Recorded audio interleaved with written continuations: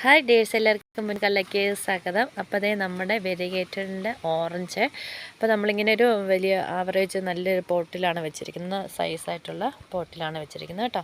അപ്പോൾ നല്ല രീതിയിൽ അടിപൊളിയായിട്ട് ഇത് ബുഷായിട്ട് നിറഞ്ഞ് വന്നിട്ടുണ്ട്. അപ്പോൾ പൂക്കളും ദേ കണ്ടോ, നല്ലതായിട്ട് നിറഞ്ഞ് മുട്ടുകൾ വന്നിട്ട് പൂക്കൾ നല്ല രസമാണ്. അപ്പം വെയിലാണ്, അപ്പം നല്ല വെയിലാണ്.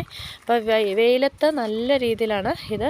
അത്യാവശ്യത്തിന് നല്ലതായിട്ട് രാവിലെ വെള്ളം ഒഴിച്ചു കൊടുക്കണം. അതുപോലെ തന്നെ നല്ല സൺലൈറ്റും കിട്ടണം. അതുകൊണ്ടോ ഇതിപ്പോൾ രാവിലെ നല്ല ഡയറക്റ്റായിട്ടുള്ള സൺലൈറ്റിലാണ് ഞാൻ വെച്ചിരിക്കുന്നത്.